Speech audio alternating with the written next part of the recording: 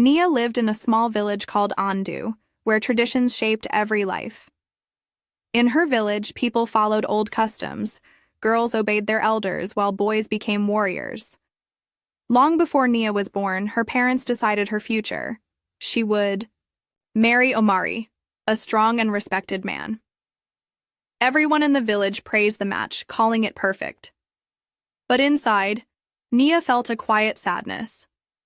Omari was strong and kind, a protector of the village. He smiled warmly at Nia, assuring her, "We will be happy." The villagers clapped in approval. Yet Nia's heart felt caged, like a bird trapped with no escape. She wanted to feel the happiness they spoke of, but something was missing. Looking up at the sky, she closed her eyes and wished for more. Seeking solitude, Nia walked to the river, her favorite place. The calm water reflected the sky, and the trees whispered in the wind. She picked up a smooth stone and tossed it into the river. Plop. She sighed, longing for the freedom of the flowing water. What she didn't know was that her life was about to change forever. A stranger arrived in the village. No one knew him, and no one trusted him. His name was Zuberi. He had dark, unreadable eyes and spoke in a quiet, steady voice. Villagers whispered amongst themselves, questioning his presence. Who is he? Where did he come from? Can he be trusted? Zuberi did not bow to the elders. He did not smile. The village leader frowned. Strangers bring trouble, he warned. Nia remained silent, yet her heart beat faster. In the marketplace, Nia saw Zuberi again. Their eyes met. His gaze was unwavering, deep, almost searching. No one had ever looked at her that way before. Omari looked at her with affection, but Zuberi, he looked as if he truly saw her. She wanted to turn away, but she didn't. He was different. He moved differently, spoke differently. She knew she shouldn't think about him, but she did. His voice, his presence lingered in her thoughts. She clenched her hands, telling herself it was nothing. But her heart whispered otherwise. Omari took Nia's hand. Stay away from that man, he said firmly. Nia looked at him, questioning. Strangers like him bring danger, Omari continued. He is not one of us. Nia nodded, promising to obey. But deep inside, she knew the promise was already broken. That night, sleep eluded her. She closed her eyes, trying to focus on Omari, but Zuberi's face intruded. She turned from one side to the other, her heart racing. Outside, the wind howled. Under a tree, Zuberi stood, watching the village, a small, knowing smile on his lips. Change was coming. Nia didn't know it yet, but soon she would, because once the heart makes a choice, there is no turning back. As Nia walked through the village, whispers followed her. That man is dangerous, someone murmured. Omari won't like him near Nia, another voice added. Her hands felt cold. Had they noticed the way she looked at Zuberi? She shook her head. She had done nothing wrong. But deep down she knew the truth. She wanted to see him again. And that was dangerous enough.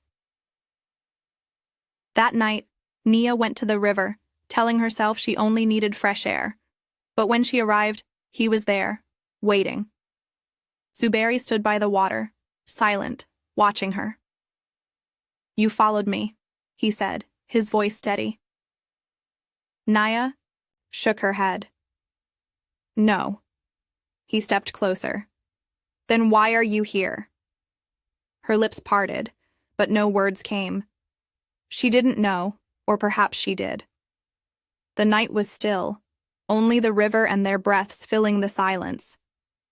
Zuberi lifted his hand, brushing a stray strand of hair from her face. Her skin tingled, her breath caught. You're not afraid of me, he murmured. Nia hesitated. She should be. She should leave. But she didn't move. "You don't belong to him, Nia," Zuberi whispered. Her heart pounded. "I do," she said. But she heard the uncertainty in her voice. His fingers lingered on her cheek and she let them. Slowly, his hand moved down her arm. She shivered, not from the cold, but from something unfamiliar. "You're playing a dangerous game," he murmured. Nia took a deep breath. "Then why are you here?" Zuberi chuckled softly. "Because I want to be." Her heart raced. She should step back, walk away. But she didn't. Instead, she let him pull her. Closer. His breath was warm against her skin, his presence consuming. "Tell me to stop," he whispered. Nia's breath hitched. "I can't," she admitted. And just like that, his lips met hers. The world around them faded, the village, the rules, even Omari. There was only Zuberi, his touch, his fire, and Nia falling, deeper with every second. The next evening, Nia wandered near the river again. She told herself she was just thinking, just walking. But deep inside, she was hoping. And there he was, waiting, as if he knew she would come. Their eyes met, and in that instant, she realized she had already lost the battle. Zuberi stepped forward. "Tell me you don't want this," he murmured. Nia swallowed hard. She couldn't say it. His fingers traced her arm. She trembled. "Go slow," she whispered. His dark eyes deepened. Too late, and just like that, she was his. Night after night, Nia met Zuberi beneath the moon, under the trees by the river. Each time his hands found her waist, his lips claimed hers. She melted into him, forgetting the village, forgetting Omari. "You should go home," Zuberi would whisper. But Nia never wanted to leave. She clung to him, breathing him in, loving the way he made her feel, wild, free.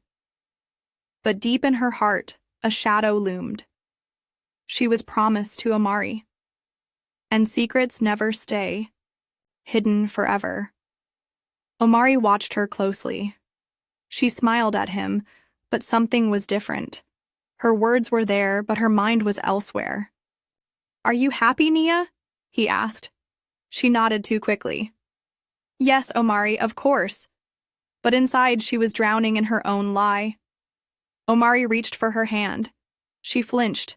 His grip tightened. "You're not telling me something." Nia pulled away. "You're imagining things." But Omari was no fool. His heart whispered a warning. Something was wrong. And soon the truth would come to light. Voices were low, sharp whispers spreading through the village. "Nia has been acting strange. She's slipping away from Omari. I saw her near the river. She was not alone." The murmurs grew like fire, consuming the village. Omari heard them. He clenched his fists. "A lie," he told himself. "It's not true." But his heart urged him to find the truth. That night, Nia slipped away again. Zuberi was waiting, just as if he knew she would come. He smirked. "You can't stay away." She sighed. "I don't want to." His arms wrapped around her, pulling her close. She should leave. She should tell him goodbye. But when he kissed her, her body betrayed her. Her fingers tangled in his hair, her lips begging for more. She did not see the shadow watching from a distance. Omari. His heart shattered. Nia returned home, her cheeks still warm from Zuberi's touch. She stepped into her hut and froze. Omari was there, sitting, waiting. His face was unreadable. "Where were you?"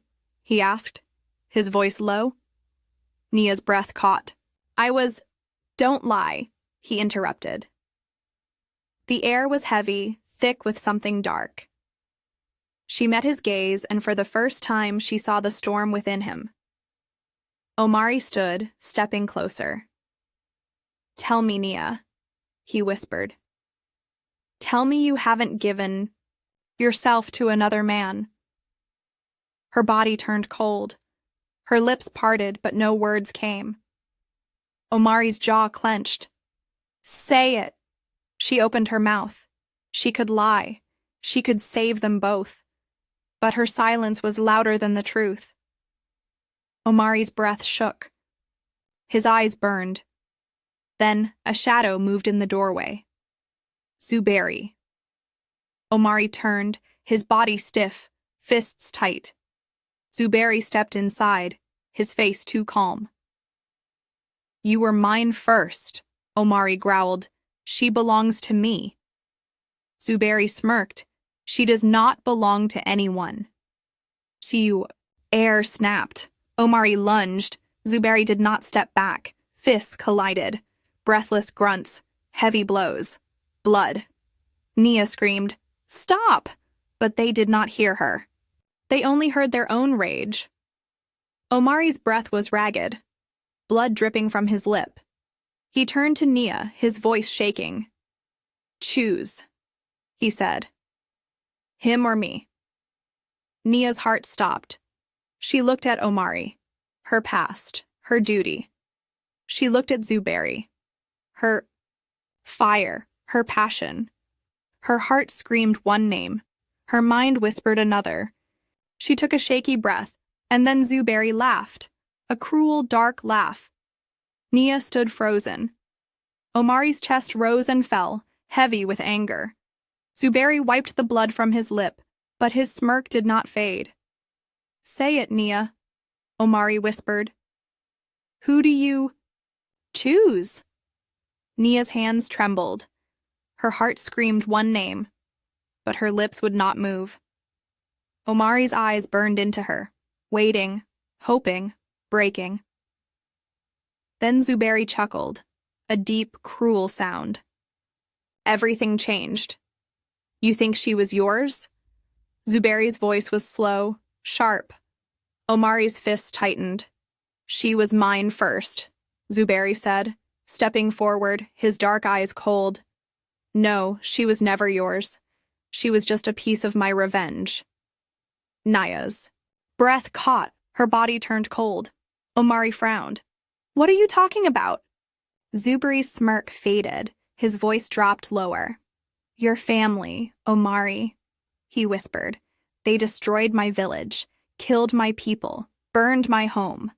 Omari's eyes widened. "You're lying," he growled. Zuberi laughed, but there was no joy. "Your father led the raid, Omari. You were just a boy, you didn't know. But I did. I watched everything." Omari's hands shook. "That was years ago." Zuberi's gaze darkened. "And I never forgot." Nia stepped back, her breath unsteady. "You used me?" she whispered. Zuberi turned to her. "You were just the perfect way to take something from him." Nia gasped. "You never loved me?" she asked, her voice breaking. Zuberi hesitated, and that was her answer. Nia's chest ached. She had given herself to him. She had chosen him, and it had all been a lie. "You never wanted me," she whispered. "You just wanted to hurt Omari." Zuberi's jaw clenched. He did not deny it. But something flickered in his eyes, something unspoken.